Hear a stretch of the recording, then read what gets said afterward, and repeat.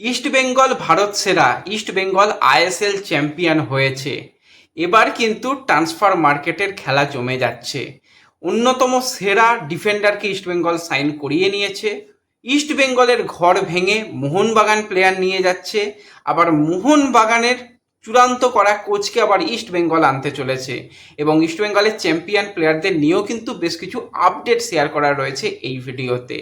Interesting video হবে, শুরু থেকে শেষ পর্যন্ত দেখো। ভিডিও ভালো লাগলে সকলে একটু লাইক শেয়ার করে দিও।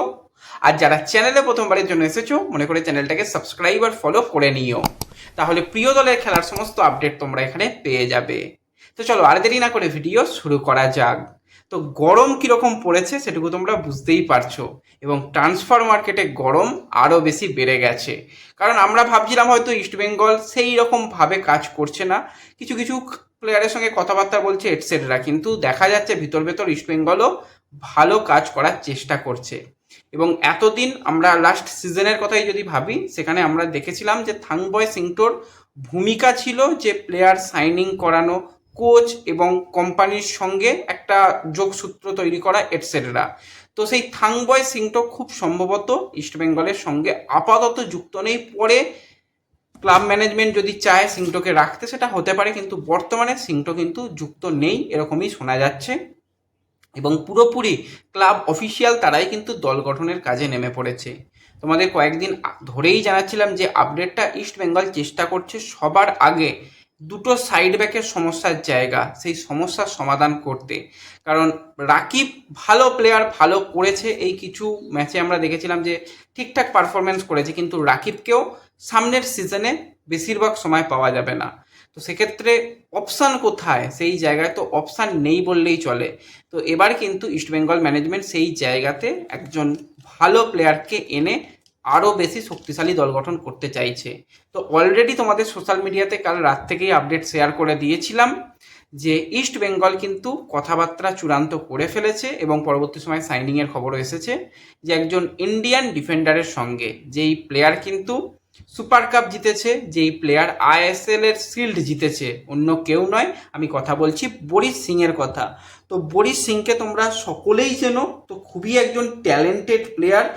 তার ফুটবল কেরিয়ার শুরু হয়েছিল প্রথমে যদি আমরা তাকাই, সেখানে কিন্তু সে এআইএফএফ এর যে দল ছিল সেখান থেকে ইন্ডিয়ান অ্যারোস থেকে শুরু হয়, পরবর্তী সময় এটিকে দলে যুক্ত ছিল, কিছু সময় এটিকে মোহনবাগান, পরবর্তী সময় জামশেদপুর এফসিতে দীর্ঘদিন ফুটবল খেলে, এবং তারপরে কিন্তু সে এফসি গোয়ার হয়েও কিন্তু দুর্দান্ত পারফরমেন্স করেছে, এবং back to back super cup কিন্তু এফসি গোয়ার হয়ে জিতেছে, এবং একবার কিন্তু আইএসএল এর শিল্ড জিতেছে। এবং টোটাল তার যদি আমরা কথা বলি, ন্যাশনাল টিমের হয়ে 5 ম্যাচ খেলা, এছাড়া বয়স ভিত্তিক দলের হয়ে ধারাবাহিক সে খেলে গেছে, এবং আইএসএলে কিন্তু সে খুবই ভালো পারফরমেন্স করেছে এতগুলো দলের হয়ে।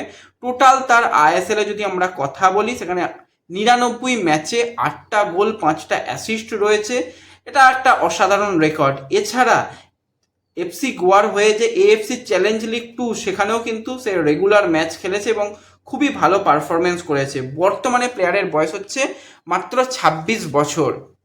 তো এই প্লেয়ারকে কিন্তু ইস্টবেঙ্গল ম্যানেজমেন্ট কথাবার্তা চূড়ান্ত করে ফেলেছে তার সাথে। কারণ রাইট ব্যাক একটা লাগবেই, এটুকু আমরা বুঝতে পারছিলাম, এবং একটা নয় একাধিক রাইট ব্যাক লাগবে। কারণ সেইভাবে ইস্টবেঙ্গলের কাছে রাইট ব্যাক খুব একটা ছিল না অপশান। তো বরিশের আসাটা খুবই একজন ভালো ব্যাপার। আমি তো দীর্ঘদিন ধরেই চাইছিলাম যে এইরকম একজন প্লেয়ার আসুক যে শুধু ডিফেন্স নয়, সাথে গিয়ে অ্যাটাকে সাহায্য করতে পারে। বরিশের মধ্যে সেই কোয়ালিটিটা রয়েছে, রাইট মিডফিল্ডারে খেলতে পারে, এবং মানালোর আন্ডারে আমরা দেখেছি, বা এর আগে ওয়েং কোয়েলের আন্ডারে আমরা দেখেছি সে রাইট ব্যাক প্লেয়ারেও খেলতে পারে। হ্যাঁ, তার উচ্চতা খুব বেশি নেই, ছোটোখাটো চেহারার প্লেয়ার, কিন্তু খেলার ধরন যারা তাকে দেখেছো জানো যে দেশের অন্যতম সেরা ডিফেন্ডার কিন্তু এই প্লেয়ার। তো অবশ্যই এটা একটা দারুণ দারুণ ব্যাপার যে এই বরিশের মতন প্লেয়ারকে ইস্টবেঙ্গল আনছে। শুধু আনছে নয়, তার সাথে দীর্ঘমেয়াদী চুক্তি, 3 বছরের চুক্তি করতে চলেছে। এবার সেটা 2+1ও হতে পারে, অফিসিয়াল অ্যানাউন্সমেন্ট এলে দেখতে পাবে, বা সরাসরি 3 বছরও হতে পারে। তো আমাদের কাছে তো আপডেট যে 3 বছরের চুক্তি সে ইস্টবেঙ্গলে স্বাক্ষর করছে, এবং অফিসিয়াল অ্যানাউন্সমেন্ট খুব তাড়াতাড়ি এসে গেলে অবাক হওয়ার মতন কিছু নেই। সে এফসি গোয়াকে জানিয়ে দিয়েছে, আমি আমার নতুন গন্তব্য ইস্টবেঙ্গলকে বেছে নিয়েছি। তো গোয়ার তাকে কিন্তু কন্ট্রাক্ট এক্সটেনশনের অফার দিয়েছিল, তো সেসব বাদে রেখে কিন্তু একটা ভালো স্যালারি এবং ভালো কিছু নিয়েই কিন্তু সে ইস্টবেঙ্গলে আসছে। এটা কিন্তু ইস্টবেঙ্গলের জন্য একটা দারুণ সাইনিং আমি বলবো। একদিকে আনোয়ার, তার সাথে বরিস, সেখানে জিকসান, দারুণ দারুণ কিন্তু একটা ডিফেন্স সাজিয়ে ফেলছে ইস্টবেঙ্গল। এবং তোমাদের এর আগেই জানিয়েছিলাম সন্দীপ মান্ডি, সেও ইস্টবেঙ্গলে আসছে। তো ডিফেন্স অনেকটাই শক্তিশালী হয়ে গেছে, কিছু ব্যাকআপ সাইনিং হবে, সেগুলো হয়ে গেলে আরও বেশি ইস্টবেঙ্গল শক্তিশালী হয়ে যাবে, সেটুকু বলাই যায়। এবং ইস্টবেঙ্গলের থেকে বেরিয়ে যাচ্ছে, তোমাদের জানিয়েছিলাম যে অ্যান্টন সয়েজবার্গ, সে কিন্তু ইস্টবেঙ্গলের সামনের সিজনে থাকবে না। তো এই অ্যান্টনের যদি আমরা কথা বলি, অ্যান্টন হচ্ছে 25 বছর বয়সী একজন ড্যানিশ ফরওয়ার্ড, ইস্টবেঙ্গলের হয়ে বহুমূল্য একটি গোল করেছিল, যেটা দাম কোটি টাকা। তো সেই গোল করেছিল এবং ইস্টবেঙ্গলের আইএসএল চ্যাম্পিয়ন দলের সদস্য। একটা সিজনেই তার সাথে কন্ট্রাক্ট ছিল, কন্ট্রাক্ট শেষ হয়ে গেছে। তাকে নেবার ব্যাপারে আইএসএল এর দুটি দল ইন্টারেস্ট শো করেছে, তার মধ্যে একটি শোনা যাচ্ছে বেঙ্গালুরু এফসি।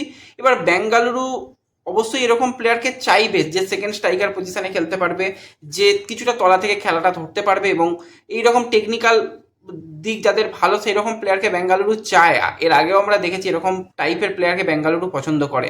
যদিও এখনও কথাবার্তার পর্যায়ে রয়েছে, সিগনেচারের কোনো রকম খবর আসেনি। যদি আসে পরবর্তী সময় অবশ্যই তোমাদের সঙ্গে শেয়ার করে নেব। এছাড়া তোমরা সকলেই জানো, তোমাদের আমি আপডেট অলরেডি শেয়ার করে দিয়েছি যে ইস্ট বেঙ্গল ছেড়ে মোহনবাগানের পথে মিগুয়েল। এটা কিন্তু হওয়াটা শুধুমাত্র সময়ের অপেক্ষা, এখন পর্যন্ত যা যা আপডেট রয়েছে।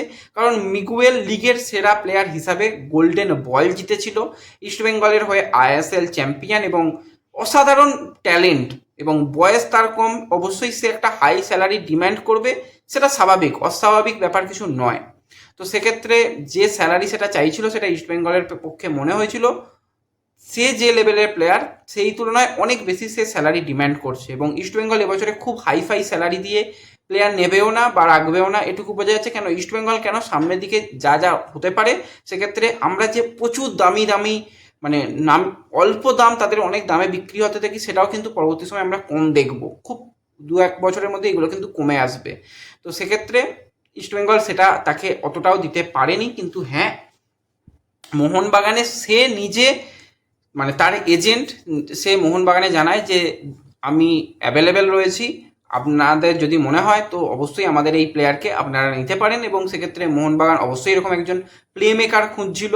তো মিগুয়েলের মতন প্লে মেকারকে কারাই হাতছাড়া করতে চাইবে। তো সেক্ষেত্রে তোমাদের যেরকম জানিয়েছিলাম যে তার যেটা ইস্টবেঙ্গলের স্যালারি ছিল, তোমরা ধরে রাখতে পারো যেটা স্যালারি পেতো তার থেকে 30% বেশি, প্লাস পারফরমেন্স বোনাস, প্লাস দীর্ঘমেয়াদী চুক্তি, এতগুলো তাকে অফার করছে।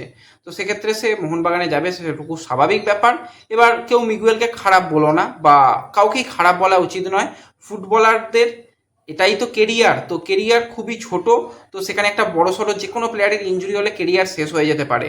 তো সে সবসময় চাইবে যে যেখান থেকে আমি বেস্ট অফার পাচ্ছি আমি সেখানেই সাইন করব। তো সেক্ষেত্রে মিগুয়েল যদি মোহনবাগানে সাইন করে দেয়, খারাপ বলার কিছু নেই, কিছু করার নেই। তো এটাই যা ইস্টবেঙ্গলদের একটু সমর্থকদের খারাপ লাগবে, কিন্তু প্লেয়ারকে কখনোই খারাপ বলো না, এটা আমাদের তরফ থেকে রিকোয়েস্ট রইল যে ঠিক আছে প্লেয়ারকে সাপোর্ট করো, কি আর করা যাবে, কিছু করার নেই। তো এখনো পর্যন্ত সিগনেচার হয়নি, আশা করছি আজ অথবা কালের মধ্যে হয়তো সিগনেচার তারা কমপ্লিট করে ফেলতে পারবে। অ্যাডভান্স লেভেলে নেগোসিয়েশন চলছে। এবার যদি কোনোভাবে ডিল ভেস্তে যায় বা অন্য কিছু হয়, যদি আপডেট থাকে সেটা অবশ্যই আমাদের হোয়াটসঅ্যাপ চ্যানেল, ফেসবুক পেজে শেয়ার করে দেবো। তাই যারা এখনও আমাদের সোশ্যাল মিডিয়া পেজে যুক্ত হওনি অবশ্যই যুক্ত থেকো। এবং এর সাথে সাথে যে কোচকে নিয়ে তোমাদের আগেই আপডেট শেয়ার করেছিলাম, তোমরা জানোই যে প্যানোস ডিম্পেরিসের কথা। তো অনেকে হয়তো ব্যাপারটা বিশ্বাস করতে চাওনি, না এটাই সত্যি, এরকমটাই হয়েছে। সে পাঞ্জাবের সঙ্গে কন্ট্রাক্ট টার্মিনেট করেছে, মোহনবাগানের সঙ্গে মৌখিক চুক্তিপত্রে সে এগ্রিড হয়েছে।